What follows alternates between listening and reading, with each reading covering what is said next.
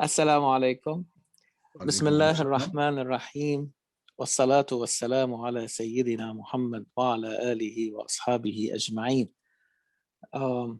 We are going to discuss Surah At-Talaq, which is in the order of Quran, the 65th surah.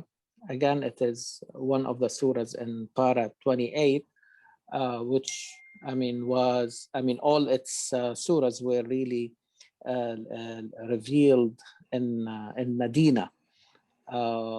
And as we have seen so far, the surahs really dealt with a lot of social issues. Some of them may have some maybe also political, but on in general, okay, the whole the overall objective is really to see how Muhammad sallallahu alaihi wasallam created in Medina the culture of balance and equilibrium, okay, however it is in the form of social justice, however it is really like in keeping the or preserving the solidarity of the society, establishing equality among the people, destroying, if you like, all the walls that can be rectified to separate among the people in any aspect possible, okay. And if you will notice that the remaining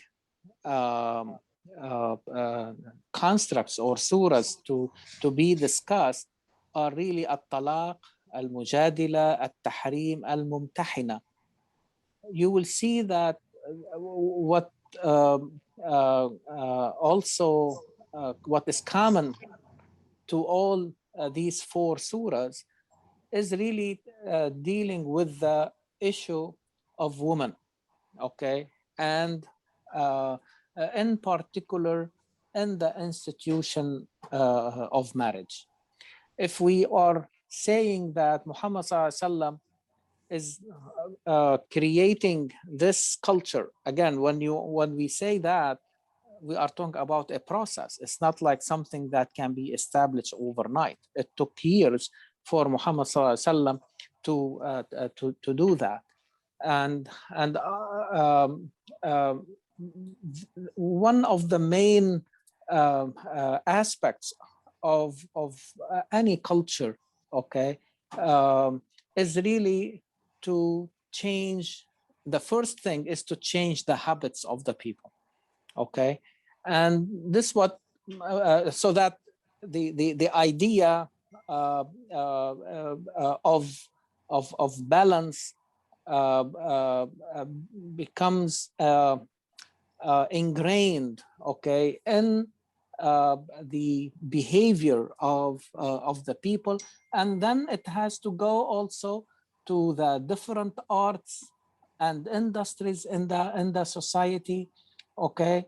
When I say art, I'm not talking about only fine arts, but any medicine is an art. Doing business is an art, okay. In Arabic, we call it as-sana'a.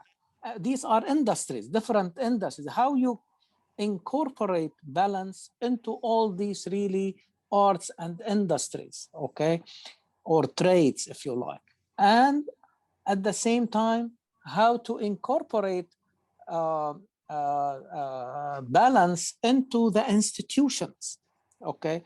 And one of the important institutions in any society is the institution of marriage or the institution of the family, okay.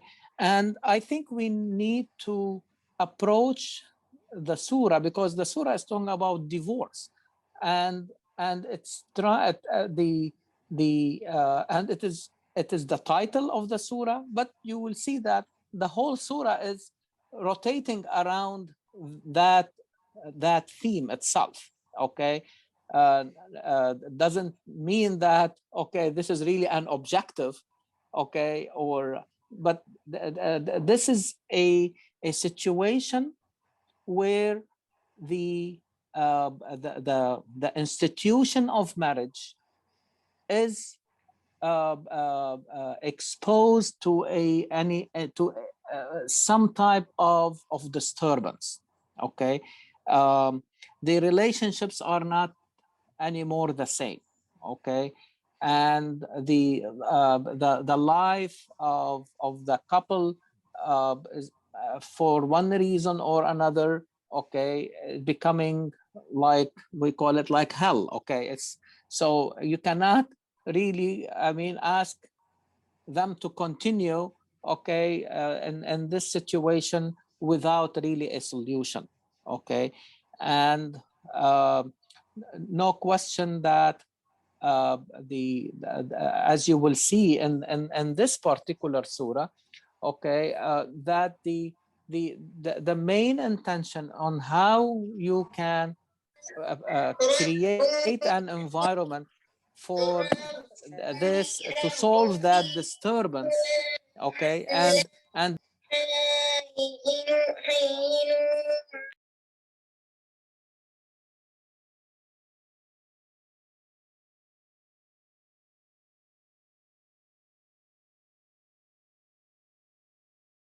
I unmuted by you missed by mistake. So can you unmute? Sorry. okay, all right. Okay. Is that okay now? Yeah. So what I was saying, that you will see in this surah that the divorce is not really the objective. Okay, it's not asking people to go and practice it. In fact, it is we will see how Quran is creating an environment, okay, to make it possible for people to solve their problems and go back to the state of balance, which is really marriage itself. Okay, but as we said, if that situation is not or the solution becomes really impossible, all right, then a divorce becomes, and even in that situation you will see that there are a lot of restrictions, limitations, recommendations, so how to keep it or make it a civilized, okay, way of separation. Okay, and really I want you uh, to be as I have known you, I mean, open-minded. There are a lot of things that we have inherited, okay, from our cultures and experiences over the years. My intention is really to show you that it is unfortunate, how unfortunate it is, okay, how we have the verses of Quran have been papered over with uh, uh, uh, uh, uh, certain behaviors and applications that put us really away from the spirit of Quran and the vision of Quran. The vision of Quran remains, okay, how to establish a balanced society. And I liked what Iqbal put it very beautifully about, really, he said in one of his poems that the fate of the human being is I am making you, in reference to إني جاعل, I am making جاعل. Okay, the word جاعل in English is I am making. Okay, if you recall the, I think it's verse number 28 from Surah Al-Baqarah, number 2. Let me bring the Mus'haf 1 second.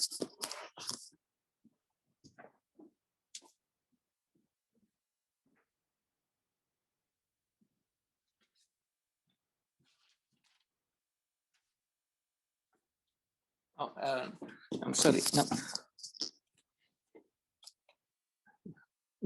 Number 30. Shakil, can you put that? Yeah. Surah Al-Baqarah. Yeah, number 2.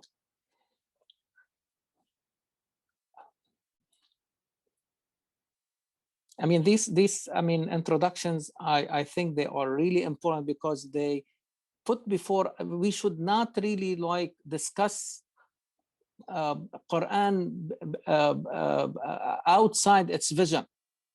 We will be lost.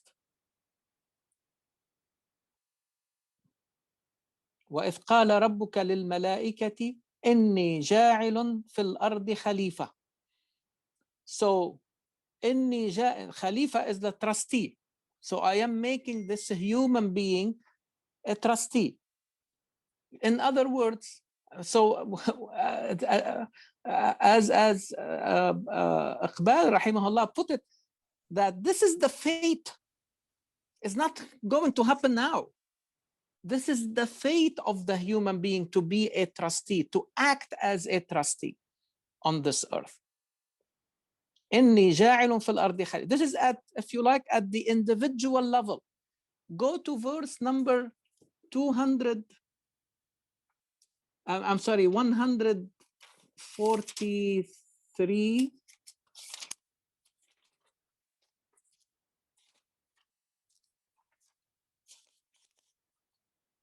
Yes, 143. What? See the language. وكذلك جعلناكم. جعل, it's the same verb. جعلناكم أمة وسطا. Now, at the level of the collective now, okay, this is the fate of the collective. This is the fate of the society, okay, to be a balanced society, to always be in the center, in the middle, the golden mean, if you like. You got it? Yeah. And so the fate of the human being as an individual is to be trustee on earth. إني جاعل. Okay. Now I am making all جعلناكم in the plural. أمة وسطا. A balanced community. Clear that this is that we should not forget that vision. Okay. And as we said, the family, or is it's really the most important unit in the society. And marriage is the most important, one of the most important institutions. And we are going to see in the event of disturbance, how should the society deal with it? And as we said, divorce should always be the last resort. But if I ask you, and you have seen, okay, examples of divorce, sometimes in our own families, okay, in our, with our own relatives or neighbors or close friends. Please tell me how many times you see So, you will answer that question as we discuss the surah, and you will see how far we are from the practice that Quran is asking us to do. And if you so this is why we always say أبغض الحلال عند الله الطلاق. The most hated permissible thing, it is permissible, but it is the most hated in the eyes of Allah subhanahu wa ta'ala, divorce. I think the idea behind it is really like to think about it, okay, multiple times. But the point is, again, are we really following the recommendations from Quran? The commands, and I really, from the beginning, I want you to see, okay, when you look at, can you put, Shakil, the diagram for the surah? You can see that yeah, so it should be At-Talaq, yeah. But the numbers are right, yeah. Yes, very good. Okay, so verses 1 to 4 are symmetrical to 6 and 7, which are really talking about the divorce itself. But number 5 and 8 to 12 are really talking about that this is the order or the command from Allah. Just to give you an example, look at verse number 5.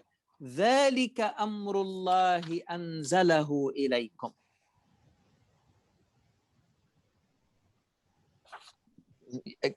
So this is Allah commandment which has bestowed upon you from high. أنزله إليكم, not only to mean coming, it definitely means to coming from high, above us, from Allah subhanahu wa ta'ala, coming down to us. But also أنزله means also that it should enter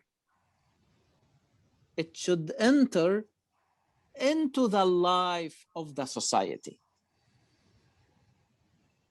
In other words, it has to be applied. It has to become part of the culture. Quran is very realistic. Okay, these things are going to happen no matter what you do. Okay, but how should you really deal with situations of that nature? And the main objective, okay, the main objective is how to protect women. Someone lately put something very interesting, how so many verses revealed in Quran were originally meant to protect women. If you look at them collectively, you can see that they were meant to really protect. Again, remember, you are living, at least at the time, and we are still having the same problem, that we are dealing with a patriarchal society where men behave as if they are better than women. They are superior to them. They just put orders to them. So Quran came down to protect them. But all these verses were hijacked by men. In other words, they took advantage of them for their own interests. And as if, and I mean, against the main vision of Quran. And I really want you to see that for yourself, okay? And we'll allude to these issues as we speak and discuss and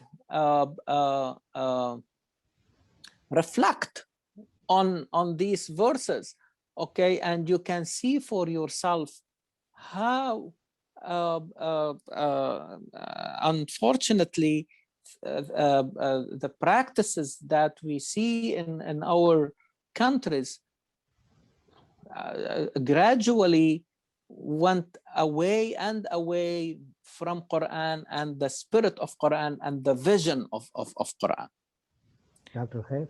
Yes, please. If I may, earlier you asked question about that in, we know in our society, I'm comparing Muslim and non-Muslim society. Now, in the Muslim culture, majority of that, when things like this happens, it ends with a very bad taste. Okay, that's a reality. But in a non-Muslim society, I mean, we've been seeing it is happening. Rate is, I mean, very high, but again, it is not ending up the same way what happens in our society. Is it because of the culture or because of what? Yeah, again, this is what I'm trying really to honestly to say, that Quran is saying ذَلِكَ أَمْرُ اللَّهِ أَنزَلَهُ إِلَيْكُمْ. And when you go through the surah, you don't see anything being practiced.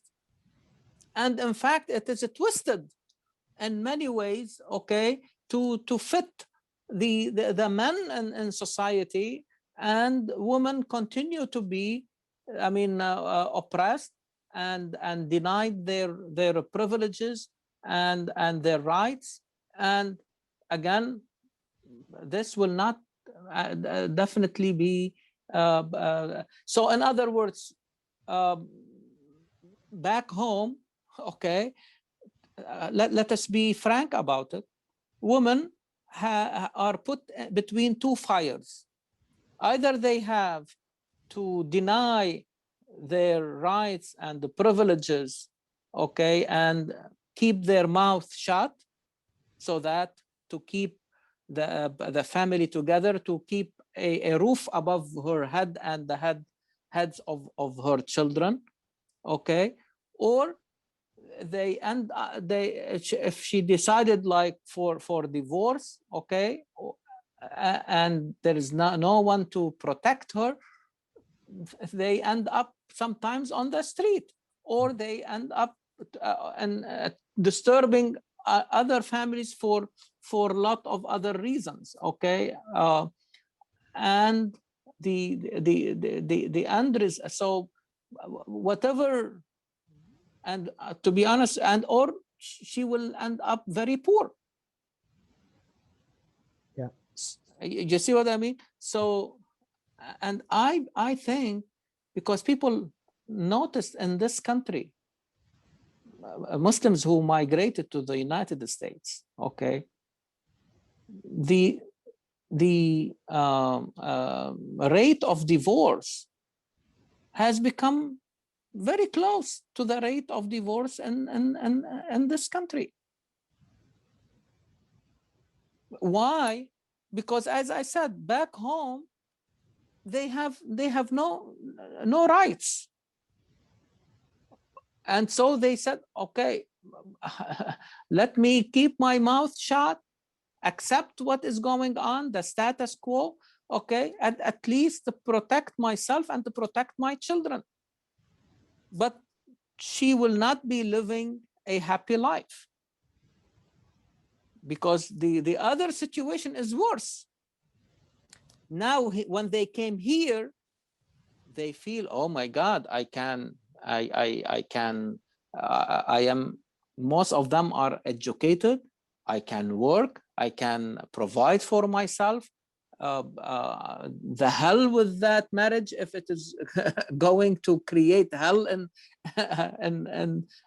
the house, and I can continue my life and provide for myself and sometimes for their children.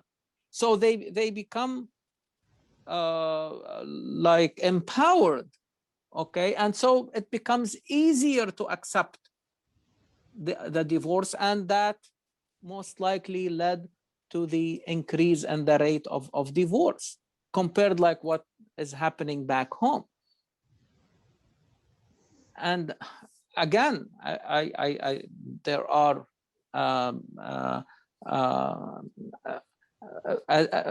we apply, okay, from what Sharia or from Quran what we like or what it fits our own interest. But as you will see that these verses were revealed to protect women in this situation.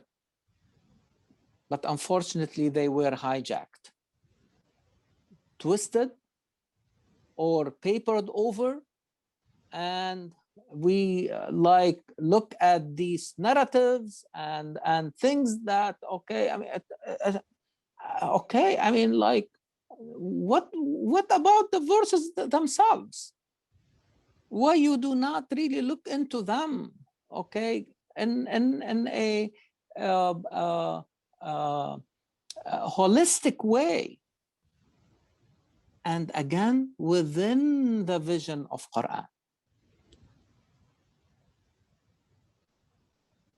In other words, Surah Al-Baqarah, in fact, this surah is a complement of Surah Al-Baqarah in turn, because the Surah Al-Baqarah talks about, I mean, the divorce in several of its verses. But you cannot separate that issue from the verse that we quoted earlier, which came in the center of the surah, which is really the central theme of Surah Al-Baqarah. وَكَذَلِكَ جَعَلْنَاكُمْ أُمَّةً وَسَطًا.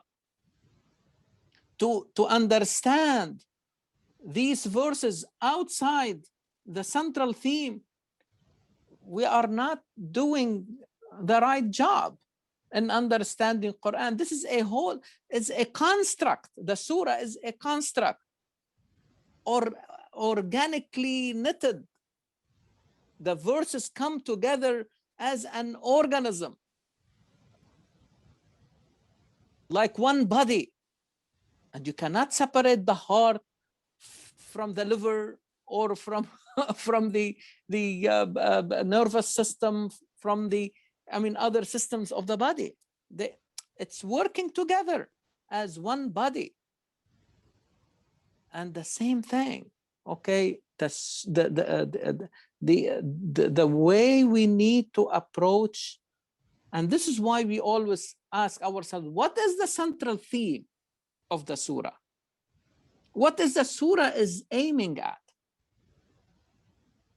And really, if you look at the structure of the surah, 1 to 4 talking about issues related to divorce, and then followed by verse number 5 talking about ذَلِكَ أَمْرُ اللَّهِ أَنزَلَهُ إِلَيْكُمْ. Now 6 and 7 again talks about, I mean, in relation to the divorce itself. But 8 to 12 also talk about what happens if you go away from the command of Allah, if you turn away from the command of Allah. وَكَأَيٍّ مِّن قَرْيَةٍ عَتَتْ عَنْ أَمْرِ رَبِّهَا. And the surah ends, اللَّهُ الَّذِي خَلَقَ سَبْعَ سَمَاوَاتٍ وَمِنَ الْأَرْضِ مِثْلَهُنْ يَتَنَزَّلُ الْأَمْرُ بَيْنَهُنْ.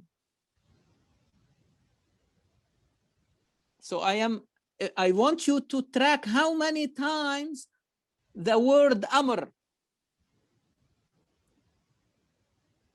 recurs in this surah. And that by itself will help you to connect as if it is the thread that organizes the surah. The common thread, if you like. Are you following? Yeah. The idea, amr, you know, amr is command, but as also I will also quote here Iqbal again, when he says that order is direction. This is the direction that the society has to take if it wants to maintain the what? The balance in the society. What is the other word, Brother Yusuf? What is the other concept that recurs so many times in this surah? You know. I will help you. Okay. Look at the first line. يا أيها النبي إذا طلقتم النساء فطلقوهن لعدتهن وأحصوا العدة واتقوا الله. Yeah. Taqwa. Is that right? Yeah. Okay. Okay. Let us continue. Verse number 2. At its end. ومن يتق الله يجعل له مخرجا. مخرجا. يتقي. Yeah. Taqwa again. All right? Yeah, correct. Yeah. Verse number 3. ومن يتق الله, at the end of it. ومن يتق الله يجعل له من أمره يسرا. Again, the same verse. ذلك أمر الله, and number 5. ومن يتق الله يكفر عنه سيئاته.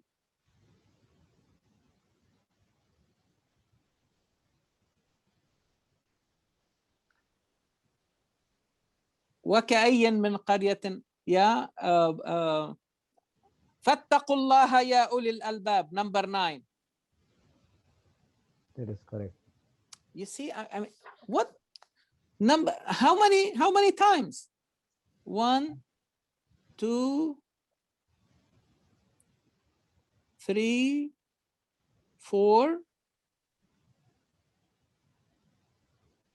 5. At least 5 times. Is that right? So Dr. Khair, taqwa is the overarching principle. Yes. Overarching. And I want really to connect this concept with balance. اعدلوا هو أقرب للتقوى. اعدلوا هو أقرب للتقوى.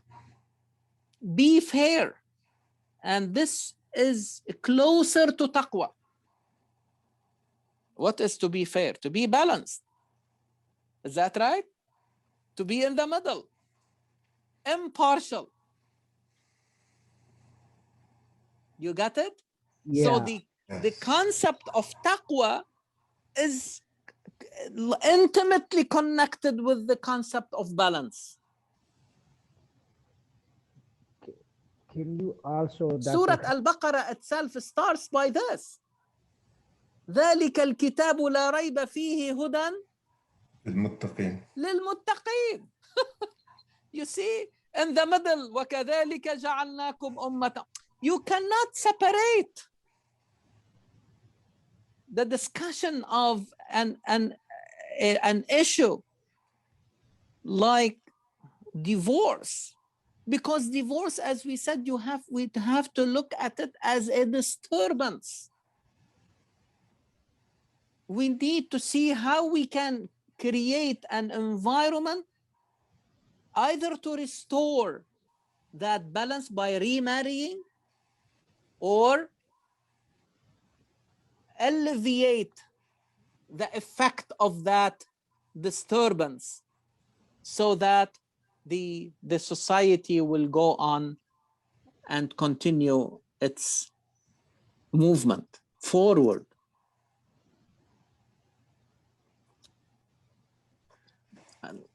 Are you with me? Yes, Yes. so Dr. Khair, so Yes, here comes please. the important protection for women from child support and alimony. Yeah, and we'll Right? get into the details. Yes, Right, exactly, right, exactly, right. and we will see how really this is the main focus, because Quran talked about if you like, the mechanical part of of the technical part of divorce. Right. Okay, but here, as if Quran is saying, you cannot approach this issue in a mechanical way. And we have to refuse vehemently this idea of like saying you are divorced 3 times and that will take care of it at the same time. This is against, again, the spirit of Quran itself, the vision, the whole idea of how to deal with this problem. But if you look at it in a mechanical way, and this is what happened with our fiqh over the years, it became like divorced from its spirit, if I may use the word itself. Yeah. Separated from, and it became totally mechanical. The way we pray, the way we make hajj, the way we pay zakat, the way we make siyam, everything has become mechanical. While the idea of the whole revelation is to move from mechanization into freedom, to liberate us from these, I mean, mechanical things, however it is in terms of movement or in terms, I mean, it's like you are, take for example the inheritance, the same way. As if I am dealing with a machine, you put the card and you get the money. Quran does not approach, I mean, the idea, the concept or the practice or the issue of inheritance in that way. And this is why we created for ourselves problems. And our answers become very apologetic. And we immersed further and further ourselves in the tradition, okay, and with the idea, I mean, we have to protect it. Our Quran doesn't need anybody to protect it. It is protected by Allah subhanahu wa ta'ala. Don't have any fear on it. Don't be scared. Quran is capable of responding on its own. Doesn't need us, but we need it for guidance. Yeah, I think also the concept behind balance is also there should not be any coercion and I mean, like with like sometimes I've noticed like people talk about how you can be angry and say something like how that is simple. Like in anger, sometimes people say stuff, but that's not the ruling. Like that's just what not Allah wants. You want to be able to get out of a relationship you want to get out with thinking ahead, without coercion, without any duress, without any Exactly. suddenness. I should not be able Yes. to suddenly decide, okay, I'm done today, right? That's not the concept behind the whole surah and Islam, like in the Exactly. yeah. But again, it is very easy, Shakil, for people like to oversee this, okay? Because then they will be focusing on the again on the technicalities, on the mechanism itself, okay, without looking that you are dealing with the human being who has emotions, human being who has intellect, who has, I mean, bodily desires, who has thoughts, who has voice, who has imagination, who I mean, this is the human being. And I am vehemently against people when they come to you and say, tell us, talk to us about the spirituality. There is nothing like that. No, there is no place in Quran where it will talk to you as just as a spirit or a soul, separated from the other dimensions. Quran always talk to you as a human being. Bashar, insan, or by a qualifier, Khalifa. You see, I mean, it is very unfortunate, honestly, that the idea about understanding the human being. I cannot understand any of these verses without understanding the human being and the location of the human being, male or female, in this cosmos, in this existence. There is no creature that Allah subhanahu wa ta'ala addressed the way Allah subhanahu wa ta'ala addressed the human being. The fact that Allah subhanahu wa ta'ala put in us that divine spark, that fire, نفخت فيه من روحي.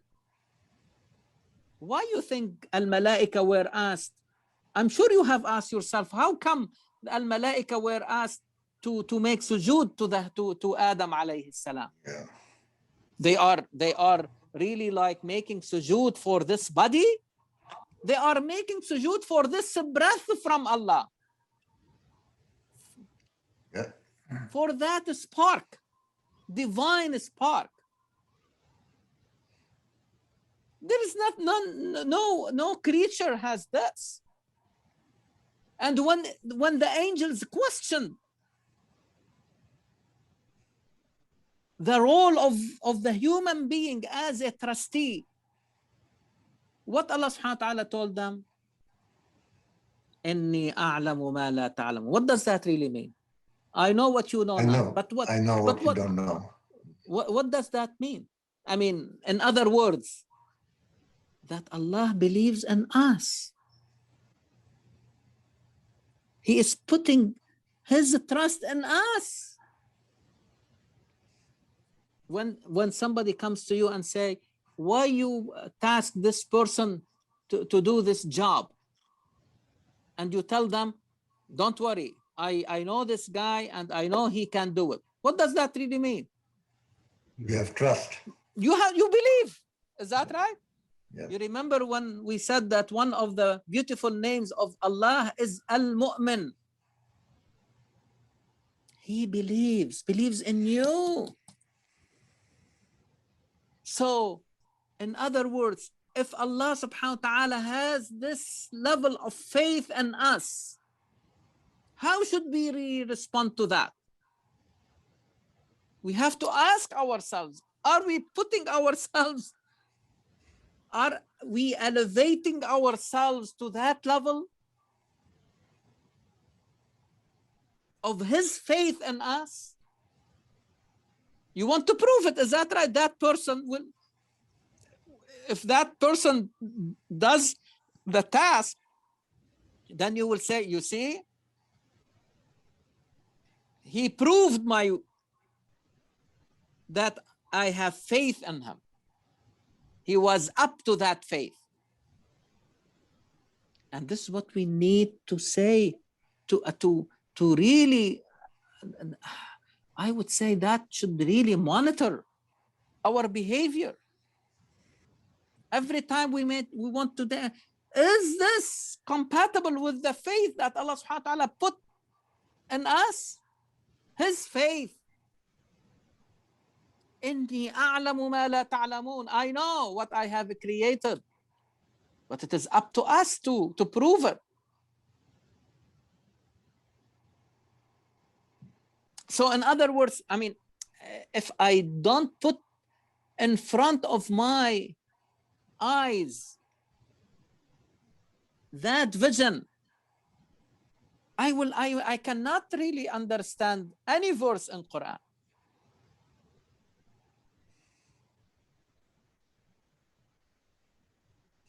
Make sense to you? Yes. I mean, we are really spending time on this thing because there is no way we can understand this without it. Now, another word that is very important, okay? تلك حدود الله ومن يتعد حدود الله فقد ظلم نفسه. In verse number 1. Hudud, because you hear about this all the time. The limits. However, these are penal, limits, or at the level of the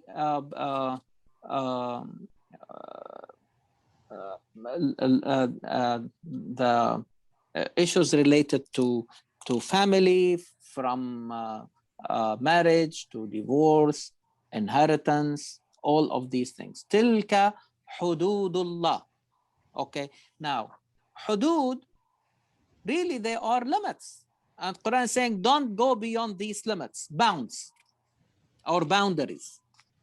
Okay, like if you for this crime there should be this type of penalty.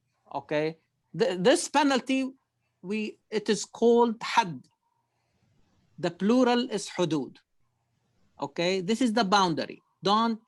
If you go in that direction, this is what you have to face. All right, I want you to understand hudud is like when you are really driving on the highway. What do you see on the highway? The boundaries, is that right? You have the shoulder, and you have also Speed limit. yes, but also structurally. Okay, right. You see the divider. Medium. Is that right? Right. So that you don't go to the other bound. Okay, if you are going north, continue going north, don't go to the south. Okay, that will we have seen what happens if that thing really occurs. So the idea now, when you are driving, okay, what is your intention? To reach your destination. Exactly, this is your goal. Is that right? Is your goal the shoulder or the divider? What is the other word for the divider? The thing on the median. It says median. The median. Okay, is this your objective? No. Your objective is these are boundaries, okay, to protect you as you are really moving forward. But they are not going to help you in the movement itself. You have to move in order to reach your destination. If you become interested in the shoulder or in the median, okay, you will not reach. This is why they tell you this is only stop if it is an emergency on the shoulder. Is that right? Right. Don't park your car on the shoulder unless it is extreme emergency. It is dangerous. It's not your objective. Your objective is to continue moving until you reach your destination. And should be how we should look at our Sharia. Sharia is really from shari', from road, from street, okay? The highway. Quran is the Sharia. And the Sharia is really the street. You cannot build a society by the hudud. The hudud are only meant to protect the society. It will not build a society.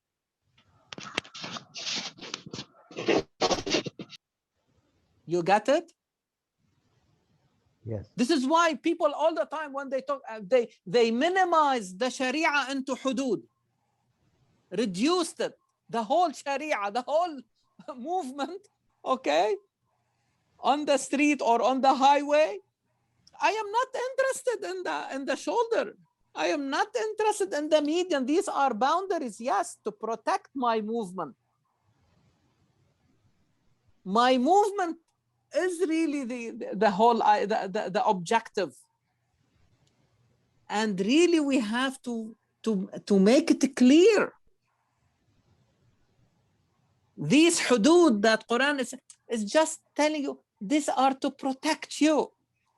Yes, in the event of divorce, there is a disturbance. This is a dangerous thing. It will destroy you, destroy the family, destroy you as a human being, destroy your spirit.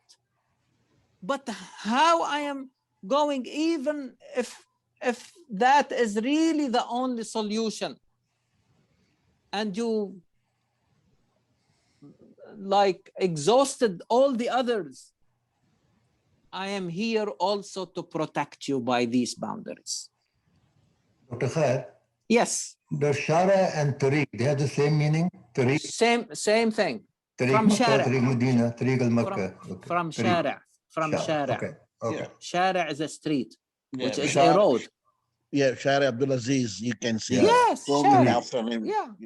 Tariq. But the word Sharia is coming from the same thing. Okay.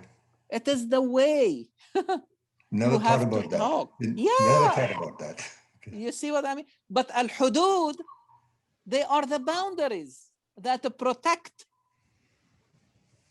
you as you are moving and applying Sharia. ذلك أمر الله is the Sharia. Okay? So don't go beyond the boundaries. It is dangerous. If you cross the median, you will crash into cars coming in the other direction. And if you stand on the shoulder, it's also very dangerous. Only people who are authorized can do it. And in the extreme emergency. Make sense to you? Yes. I think otherwise we are really confusing things. And people have you heard people quoting Quran when they talk about the issue of divorce, for example? They just know from divorce that if you say to your wife you are divorced, she will be divorced.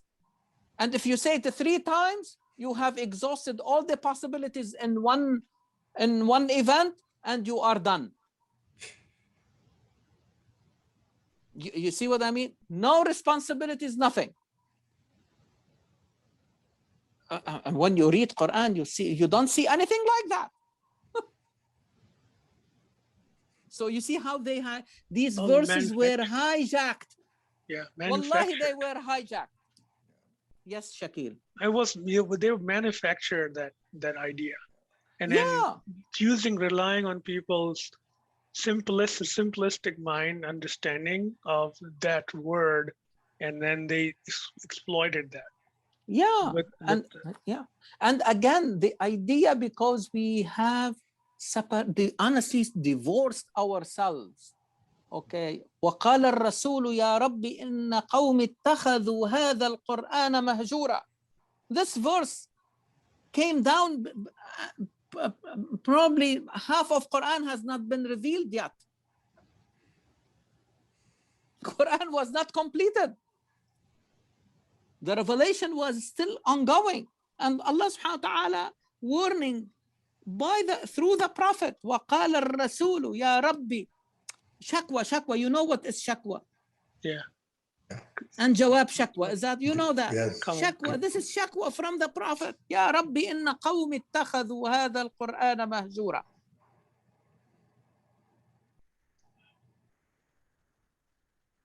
Yeah, you see what I mean? They went away from it. Abandoned. You know what is abandoned? Mahjura. You say this is an abandoned house, abandoned apartment. What do you find? Very nicely, I mean, furnished, abandoned. No use. Condemned. And very unfortunate. And we claim that we love Quran. And we claim that Quran is the reference. But when it comes to application, if we apply everything except really what Quran is saying. And I will show you. Read with me the first verse. Ya ayyuhan nabiyyu. And see, when Quran said Ya ayyuhan nabiyyu, it means that this is an issue, okay, that not only pertinent to the Prophet, but also to the people. Because immediately he said, إِذَا طَلَّقْتُمْ, not إِذَا طَلَّقْتَ, is not, but addressing the community through the Prophet. It means the Prophet is the first to apply this, to be the model. You see, a Nabi in general, okay, is the one who helped the people understand the revelation in action. Ya ayyuhan nabiyyu, idha talaqtumun nisaa, which means like if you decided, if that is the final decision to divorce your woman, فَطَلِّقُوهُنَّ لِعِدَّتِهِنَّ وَأَحْصُوا الْعِدَّةِ. That should happen at the right time. And the right time when the wife is basically not in her or during her menstrual period. She has to be in tuhur. Okay? And this is when this waiting period, udda. Al-idda, here the term al-idda in reference to the waiting time. And the whole surah is talking about this idda, making more, giving us more details, okay, to complement what was said in Surah Al-Baqarah. Surah Al-Baqarah was revealed the first in Medina. This surah was revealed like towards the middle of the Medina period, like 5 years.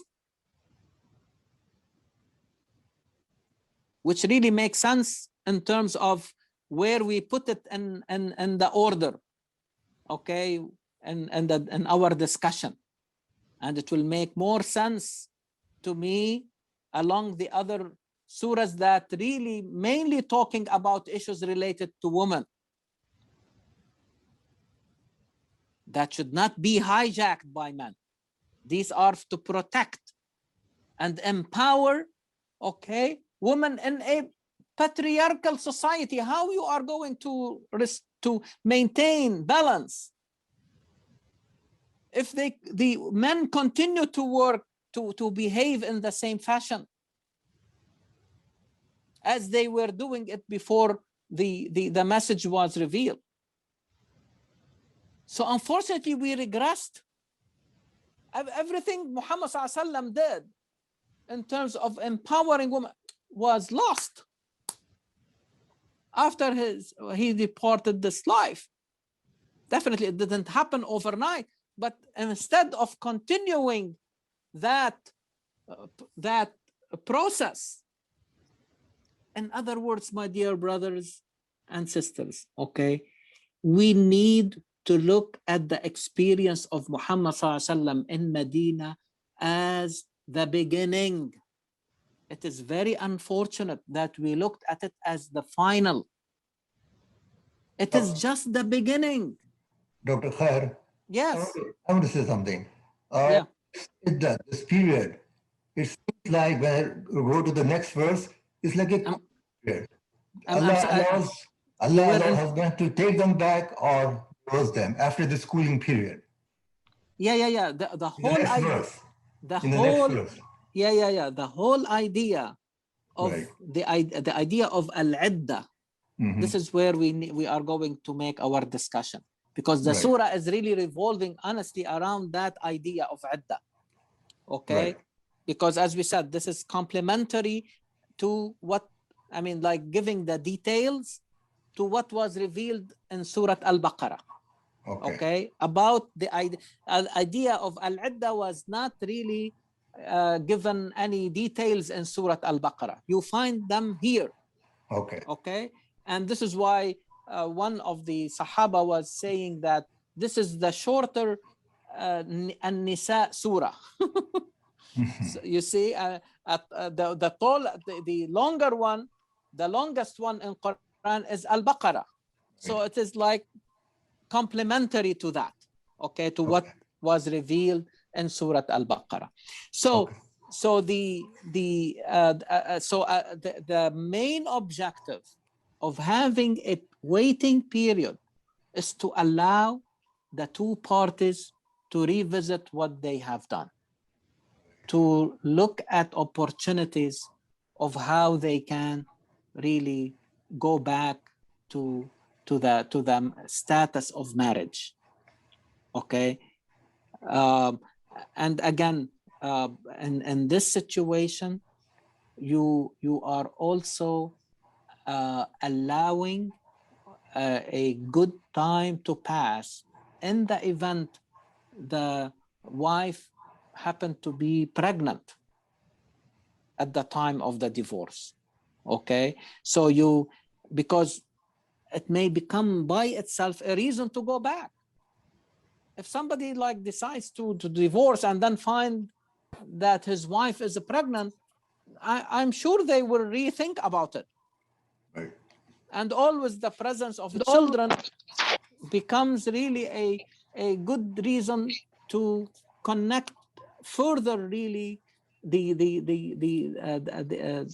couple, the husband and wife. Okay, because now they are not thinking only about themselves, but there are children who belong to both of them. So this is another opportunity, and also, okay, to protect, okay, during that period. So that doesn't mean that, okay, you are divorced, then leave the house. And you know what will happen in this situation. Most of the time, women will be, they have nothing. They'll be exploited. They'll be exploited. Yes. So, but وَاتَّقُوا اللَّهَ وَأَحْصُوا الْعِدَّةَ, which means you have to count. And we will see how long it's going to be. In Surah Al-Baqarah, it says that it should be like a purification after 3 menstrual periods. Okay, so if it starts, okay, let us say today, all right, the woman has to go through 3 menstrual periods, like around 3 months, in other words. Okay, ثلاثة قروء. This is really the idea. Okay, and again, it has to start following menstrual period, not during the menstrual period, in order to do it appropriately. Okay, now, in all these actions, you have to be conscious of Allah subhanahu wa ta'ala and His beautiful names, His most beautiful names, His most calmly names. Among His names is Al-Adl. Among His names is Al-Ghafur. Among His names is Al-Rahim, Ar-Rahman, Ar-Rahim. Among His names, the generous. This is what we have to the sustainer, Ar-Razzaq. Okay, so we have to Attaqullah means that anything opposite to these names and attributes you should avoid. Not avoid Allah, avoid what is the opposite of Allah. If Allah is love, you need to protect yourself from hatred. If Allah is Ar-Razzaq, you have to avoid denying the wife and her children sustenance. And we will get into that. Treat them with forgiveness. Treat them with mercy. Anything opposite to that will be against Allah.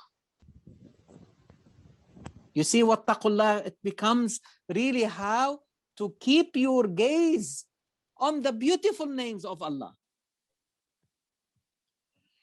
That becomes your consciousness. Your consciousness. In other words, there will be no divorce. You No, know what I mean? Yes, but even if it happens, it will be highly civilized. Okay, I mean, I'm saying, like, if there is really a good reason for it, okay, but that should not be, no matter what is the reason, okay, we should avoid anything that is the opposite of Allah, meaning the opposite of the beautiful names of Allah. So beautiful. Is that right? So, you see how wattaqullah comes and like injected in the middle of it. But here, where I really want Shakil to underline this, because this is a very important concept. If we come out from this just with this one and work for it collectively, individually and collectively, لا تخرجوهن من بيوتهن. Please underline this. ولا يخرجن. Don't force them, kick them out of their homes. Now, generally speaking, the husband is really the owner most of the time. But the Quran is saying this is their home. And you cannot ask them to leave. Where you see this practice? You see, لا تخرجوهن. لا تخرج. What people really understand from it, that during this iddah, that the woman cannot leave the house. You see how it was twisted? Yeah. That during that period, you cannot leave the house. No, she can leave on her own, whatever. She can do anything outside the house. But this is her house. Don't kick her out of it. She's still living there. Yep. وَلَا يَخْرُجْنَ. They should not leave the house. Not la yakhrujn, that means that she cannot go out like to shop or visit a relative or visit her family or do or go to school, or she can do anything. Iddah is not meant like to imprison women as the way they do it today.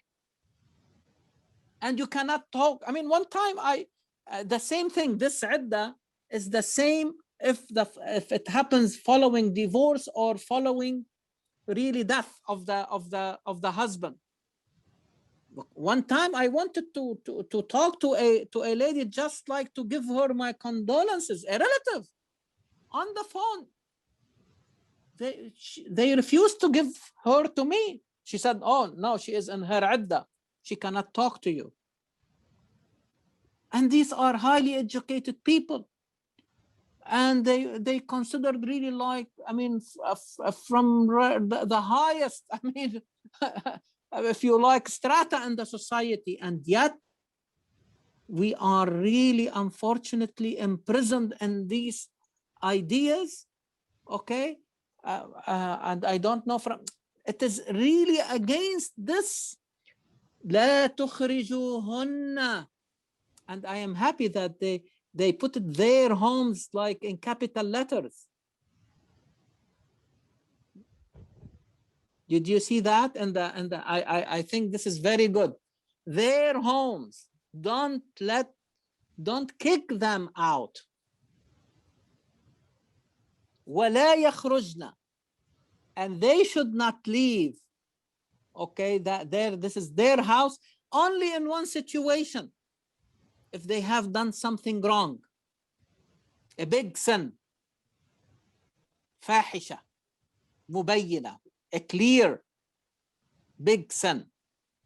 In that situation, Quran is allowing her to leave because it will be dangerous for her to stay. She may be killed. In that situation, she has to leave. So in both situations is to protect the woman. To protect the woman in both situations. If she has not done anything wrong, she can stay. But she should leave only if she has done something wrong. إلا أن يأتينا, this is an exception. إلا أن يأتينا بفاحشة مبينة.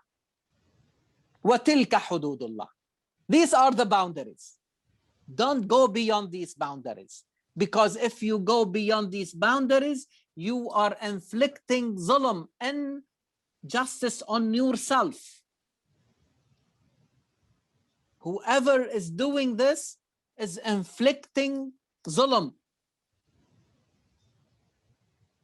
injustice. And the whole idea of this iddah, as we said before, that you never know what will happen during that time period. لا تدري لعل الله يحدث بعد ذلك أمرا. Probably something, Allah subhanahu wa ta'ala may cause something to happen. A new matter may arise that will bring the two parties back together, the husband and wife, back to marriage.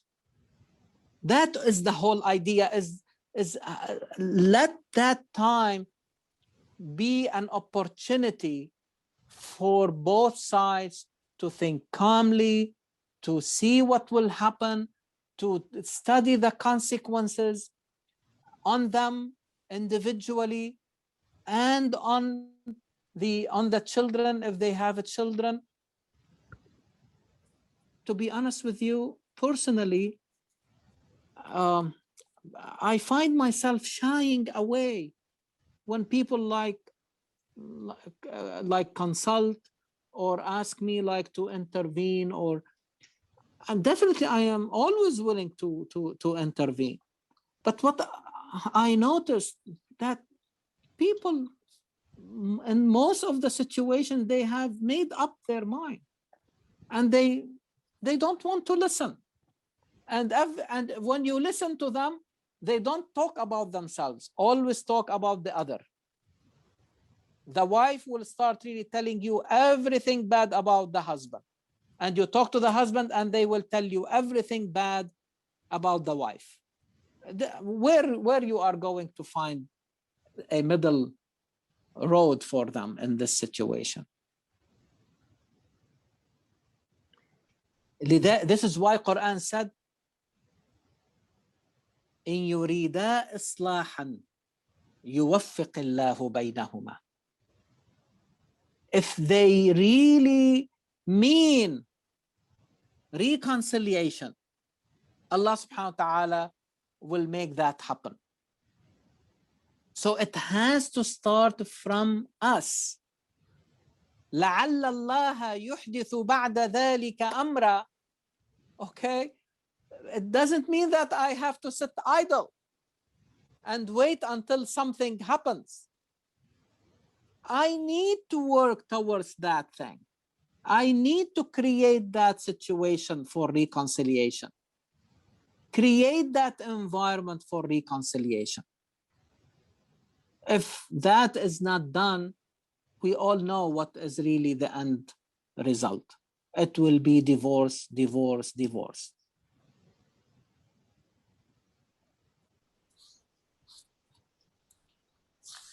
So I think Can I make a Please. Assalamu alaikum. Wa alaikum assalam wa rahmatullah. I think the way you explain this talaq, I feel like every parent should teach their daughter and son. Yes. This is one of the basic Yes. education at home. Mhm. To know their rights, to know their limitations, to know how to Exactly. act Very between good. themselves and then in Yes. in the society. Yes. Because this is such a basic fabric of the society. Yeah. That Yes. we have lust in the men, we have greed in the men, and we Mhm. treat Mhm. a woman as a commodity.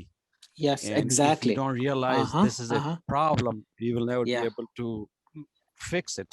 First of all, we Yes. have to understand this is a big problem. Exactly. And one thing Exactly. I've been reading lately a lot about behavior science, and Mhm. their comment is that woman is most vulnerable when she is in her menstruation cycle. Exactly. Exactly. I With the didn't really want hormonal. to. Yes. Yes. You are right. You are right. So Yes. maybe that's one of the reasons that Quran Yes. saying that Exactly. at this stage and when she's in menstruation cycle, so you should not Yeah. order Yeah. this talaq. So now it makes sense Yes. Yes. because the Yes. research is saying this with the hormonal changes. This is one of Mhm. the period that just Yeah. wanted to Yeah. make those couple of Exactly. comments. Yeah.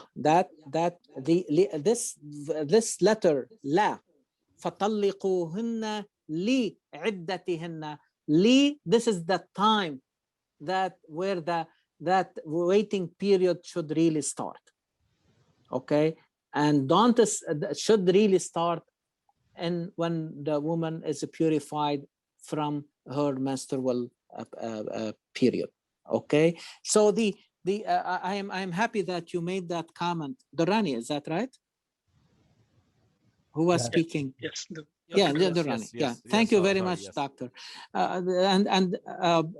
Because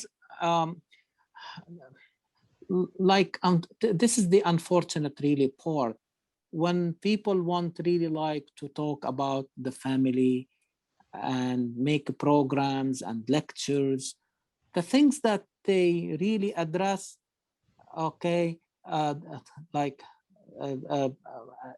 they put it in the form of an advice, موعظة. Okay, do this. This is not going really to lead to any really good results. It will not change the rate of divorce in our communities, honestly.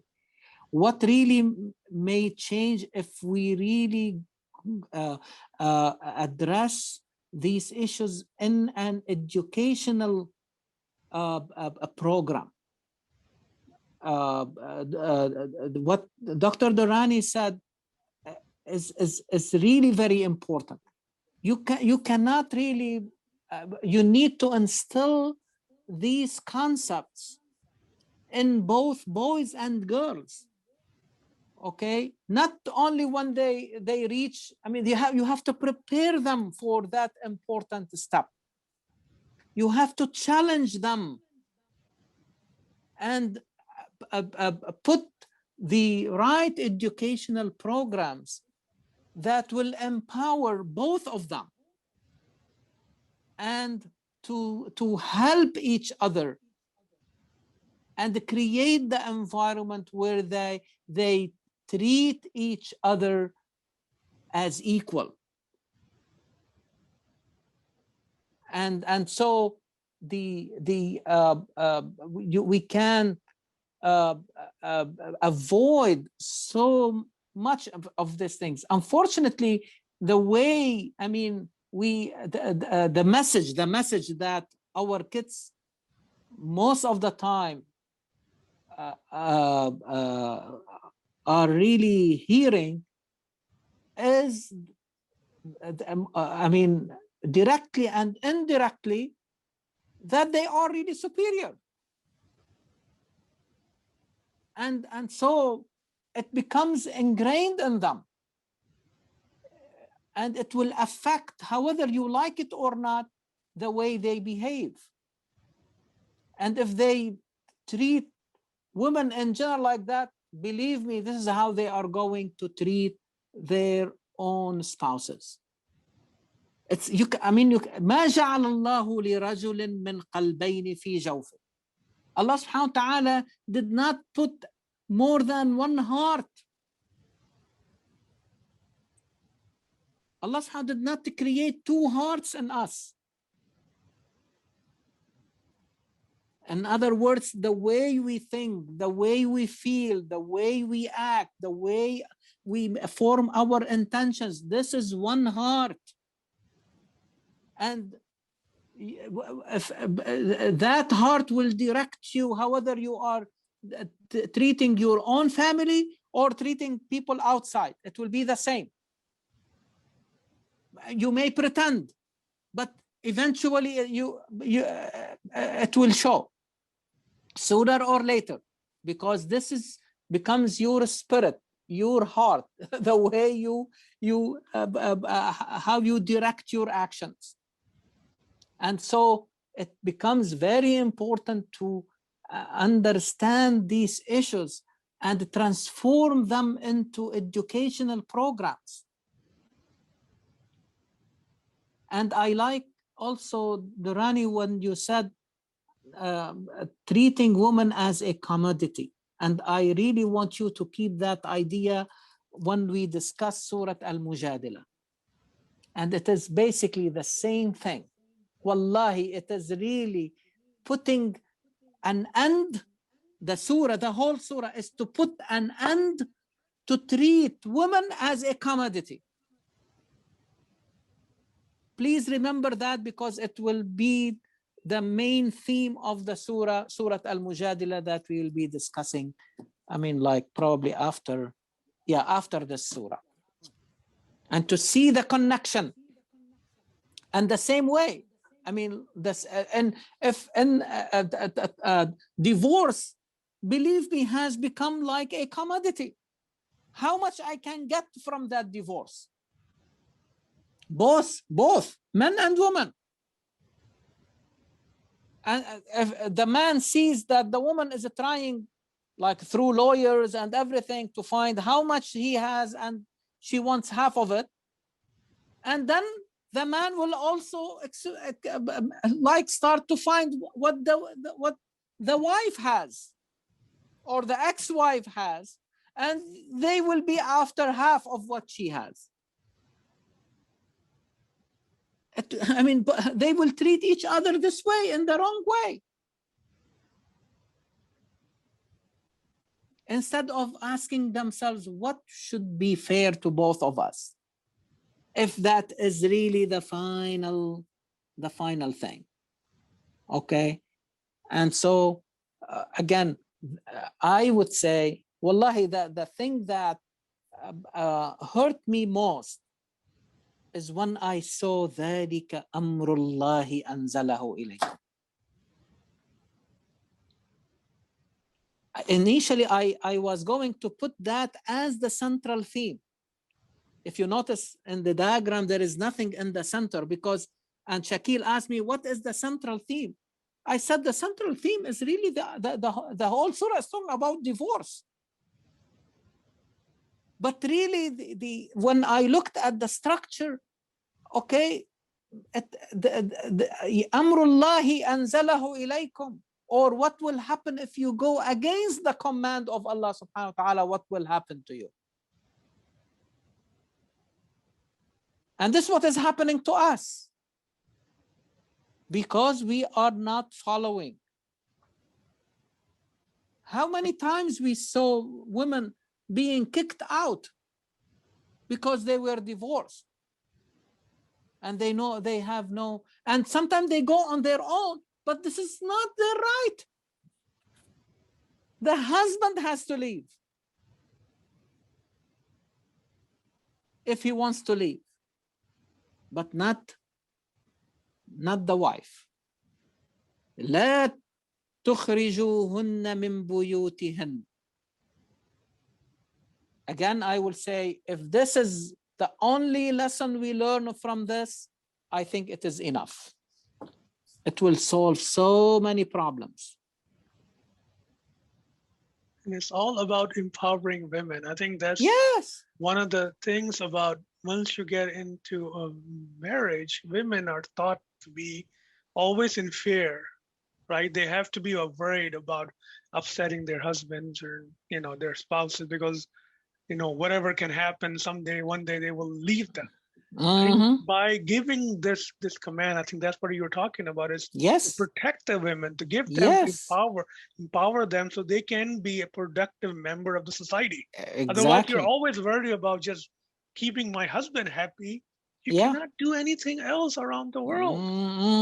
What you doing with 50% of the population? Yes. You're Yes. not Yes. even letting them Yeah. opportunity to Yeah. grow. What type of message you are really giving to, again, to the next generation? And this perpetuates itself until we reach that situation. And again, what we call al-fuqaha could not solve this problem. And they will not solve this problem because they always look at it in a very, very mechanical way, without any understanding of the human being, of women in particular. What are really the consequences? What are really they are really only as if it is a checklist. Did you say that? Or you did not say that? Okay. Yeah. Let me just allude you to another thing in the second verse. Okay. فإذا بلغن أجلهن فأمسكوهن بمعروف أو فارقوهن بمعروف. If that period ended and nothing happened and the situation continues to be the same and both parties decided, okay, about this divorce, Quran is saying either here you have to make a decision, either to remarry, فأمسكوهن بمعروف, following all the values that are common to all humanity: forgiveness, generosity, mercy, wisdom, knowledge, justice. This is ma'ruf. And Quran is beautiful. That how many times, I mean, we have said that Quran refers to all these values as ma'ruf without any qualifier. This is a huge, my dear brothers and sisters. This is common human thing. Has nothing to do with religion. Religion comes to foster, to promote. It's as a catalyst. ذلك يوعظ به من كان يؤمن بالله واليوم الآخر. If you really believe in Allah and you believe in the day of judgment, the next life, what does it really mean? That you are responsible human being. What does that really mean? If you believe in Allah and believe in Allah, what does it really mean to you?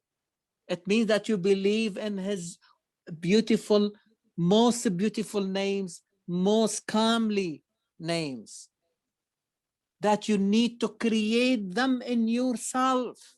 تخلقوا بأخلاق الله. تخلقوا. You know what is تخلق? When you move from one creation to another, you have to move from one self to another by creating in you these beautiful names. This is an ongoing process. Where you find this akhlaq? Where do you find these attributes of Allah subhanahu wa ta'ala? Wa akhlaqullahi al-Quran. You see? So religion comes to support that. Okay? بمعروف or فارقوهن بمعروف, or leave them, but again by observing the high level of conduct, by and ethics, akhlaq, بمعروف. But here I want you, Shakil, again to underline the next phrase: وَأَشْهِدُوا ذوي عدل منكم وأقيموا الشهادة لله.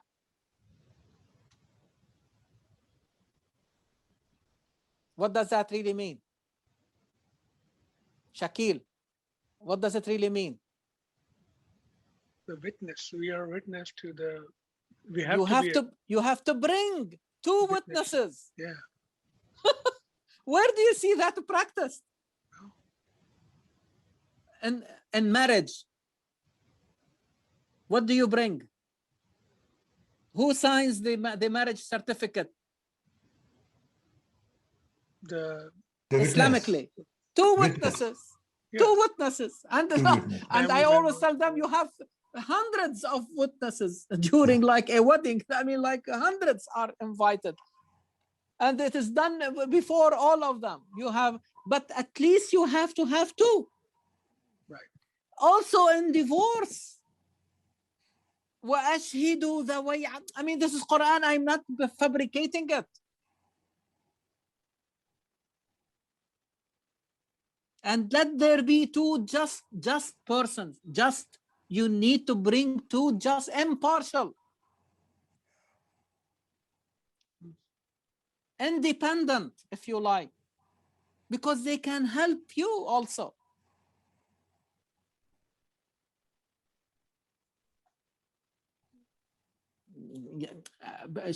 Shakil, you mentioned something very interesting earlier, that the women really they feel empowered. I mean, without power.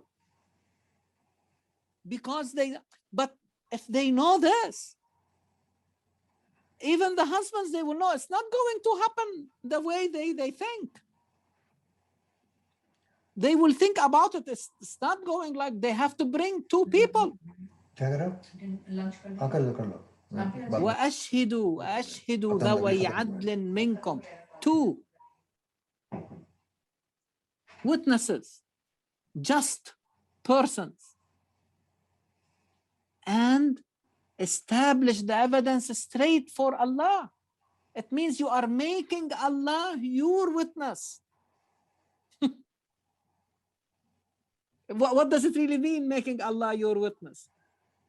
That Allah al-Adl, Allah al-Kareem, Allah the sustainer, Allah the forgiving, Allah the most merciful, Allah the most compassionate.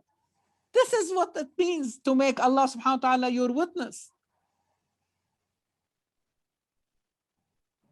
ذلك يوعظ به من كان يؤمن بالله واليوم الآخر. Who will heed that advice? Someone who believes in Allah subhanahu wa ta'ala and his beautiful names and the day, who is a responsible human being. وَمَنْ يَتَّقِ اللَّهَ يَجْعَلْ لَهُ مَخْرَجًا. If you are conscious of Allah and his beautiful names, and you make his beautiful names the way you monitor your behavior, you will have an exit. But an exit that will keep the balance. Or the makhraj or the exit could be to go back.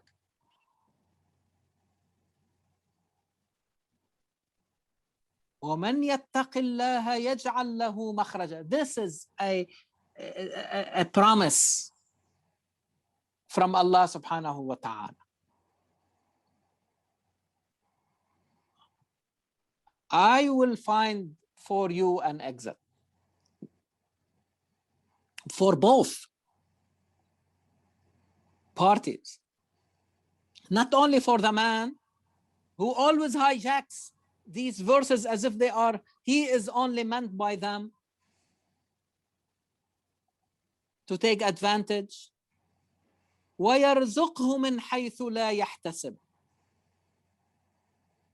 Definitely the money becomes an issue in any divorce. Okay? Who is going to be responsible for during these 3 months, during Al-Iddah?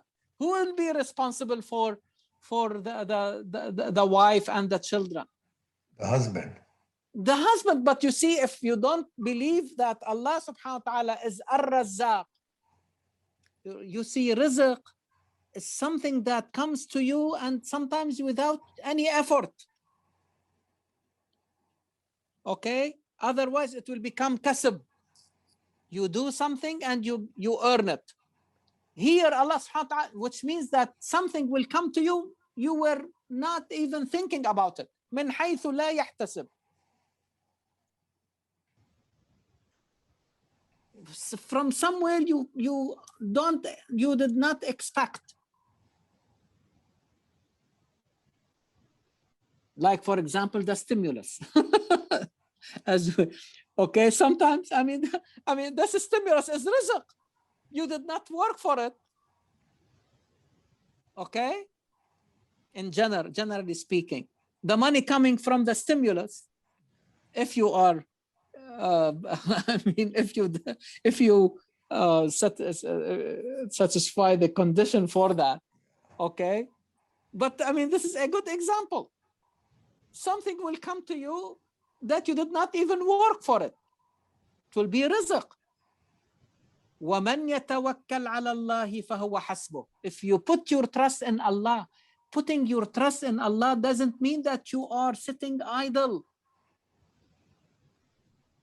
Allah is enough for you if you really put your trust in Him.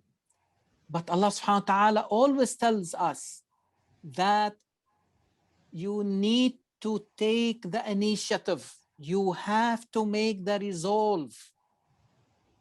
فَإِذَا عَزَمْتَ فَتَوَكَّلْ عَلَى اللَّهِ. And resolve is really the intention to do something. You have mustered all your faculties in order to take an action. And here you are putting your trust in Allah practically, not just a lip service. Not saying tawakkaltu ala Allah and you sit and wait for something to happen. It's not going to happen.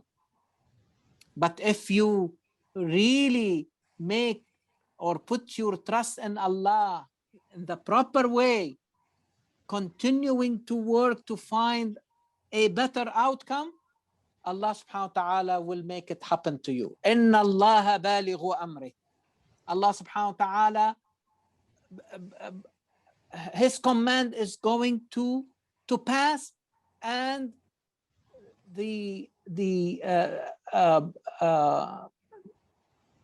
what He wishes is going to be achieved. It will happen. Inna Allah balighu amri. قد جعل الله لكل شيء قدرا. Trust Allah subhanahu wa ta'ala. He gives everything is appropriate proportion. It's a due proportion. It's a due measure in time, in space, in persons, in circumstances. إِنَّا كُلَّ شَيْءٍ خَلَقْنَاهُ بِقَدَرٍ. Don't worry.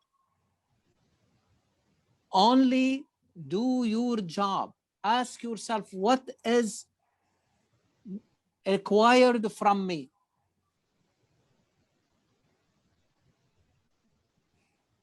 Inshallah, next week we will continue the discussion. Okay? And please. Can I make a couple of comments? Yeah, please. This is Durrani again. Yeah.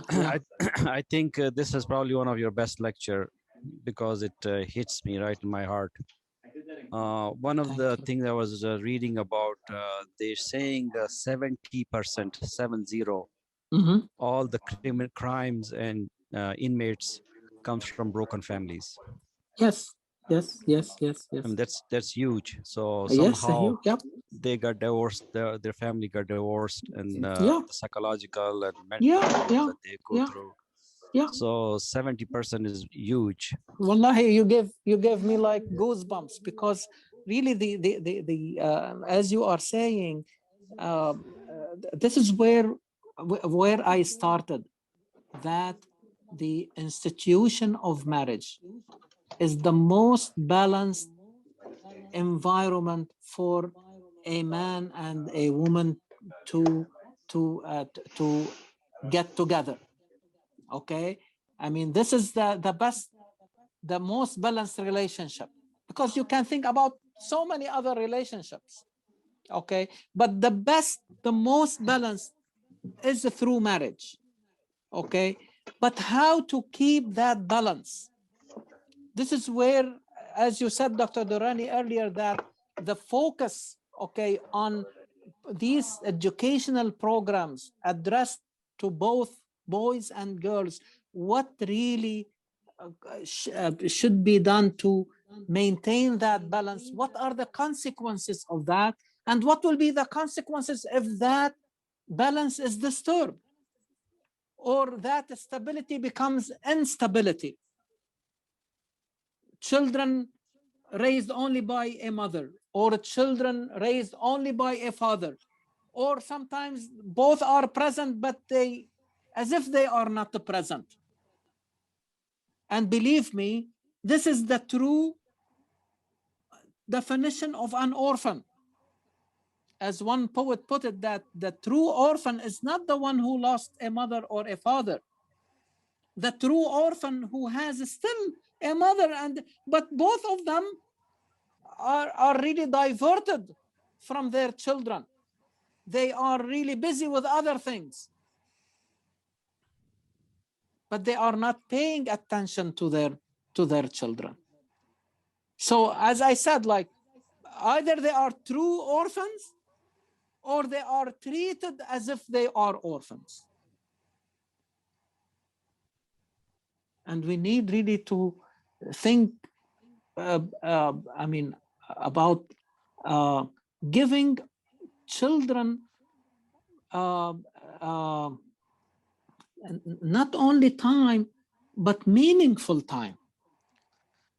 I think we need to first decode ourselves, that what we are taught from our culturally. Exactly. That guys is always superior than women. Yeah. And then once we get that decoding, then we can give the right message to our I like 5-6-year-old. the word.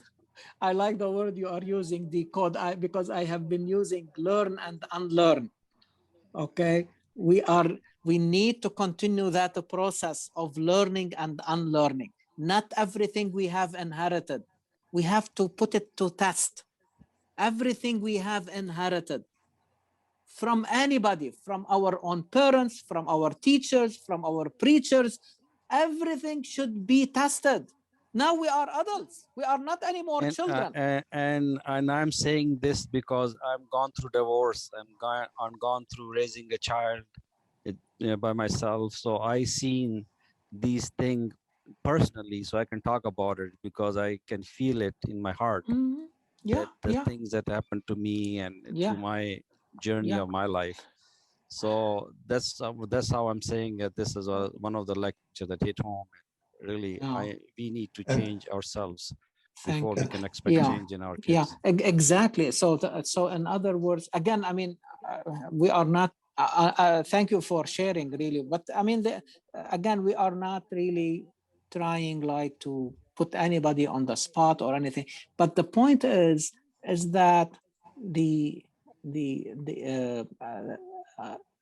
these issues, okay, and the things that we have inherited, thinking that they constitute our deen.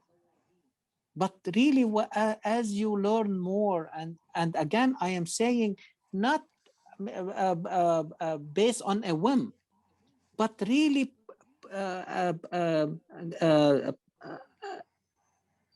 treating Quran as a guide, as the reference. And then the process of what I should code and decode, what I should learn and unlearn becomes, I mean, the right thing. It's not like what I like and you don't like, or okay, this idea I read about it in a journal or in a magazine. Everything I I read about, I have to test it, okay, and see if through the filter of Quran, if it passes, okay, if Quran allows it to pass, I will accept it, no matter who said it, no matter what, I mean, the result of what type of study or where that study was done. I have no issues at all, as long as it goes through the filter. Exactly. I think the last comment is, Walid, if we don't speak out what we do wrong, how we expect to make it right? Exactly. So we have to be, we have to have the courage to Yes, say what we are doing or what was taught that was wrong. exactly, and then we support can that. expect to, Yes, then we can expect for the future kids to make it. Hopefully, they can make it right. And also this, Dr. Khair, this education to boys and girls should be before the marriage, not that is the key. Before exactly, exactly. At fifth and sixth grade, 5 exactly, or 6 or 8. Exactly, yes. Yes. And again, I want to emphasize, and we will emphasize it more and more, inshallah, in the next lecture, that and I can see really your enthusiasm, okay, about what we have been saying, but please remember that this is not based on a whim or what Walid or Shakil or Shahida or Fatima likes, okay, or what I mean, how I feel, or no. I mean, we need to see the data coming from Quran and let it lead us to the conclusions without any predetermined or preoccupied ideas. Absolutely. But let Quran, let us test all these ideas against the reference, vis-a-vis the reference, Quran. And inshallah, Allah subhanahu wa ta'ala promised us that if we ask His guidance, He will guide us. Yeah. Inshallah. Great. Inshallah. Thank you very much. Thank you very One thing I wanted to share, one thing I Yes. want to share with everybody, not related to message. I just wanted to, I'm going to be sending out this event that are happening for Lake County United, where we are trying to build 2 communities in these areas in Waukegan and Libertyville, where we are trying to get multiple candidates of Libertyville and Waukegan to join and agree to fund this event, and fund this construction. So I'm going to be sending out invites to everybody, and I'll send out this flyer which has the link to register. I would like our community, not just us, all of us to join and show the support for this. Good, so good, excellent. Inshallah, count on us, on me. Thank you. Inshallah. Thank you, everybody. Thank you, Dr. Me too. Okay. Thank you. All right. Thank you. Jazakallah. What makes it easier these days is just like it's done through Zoom. You don't really have. You can do it from your bed. Exactly. And really, I really encourage all of us really like to participate. It's always something that we can learn, and then we can see if we can replicate that in other areas. Okay, so please, I mean, make an effort really like to attend this event, and we can also see in what way we can really contribute. Yeah, this is just really we need for numbers, people to show that we have support from our community to these candidates. Yes. Okay, very good. Very good. Thank you. Excellent. All right. Thank you. Okay. Thank you. Jazakumullah khair. Thank you. Jazakallah khair. Assalamu alaikum.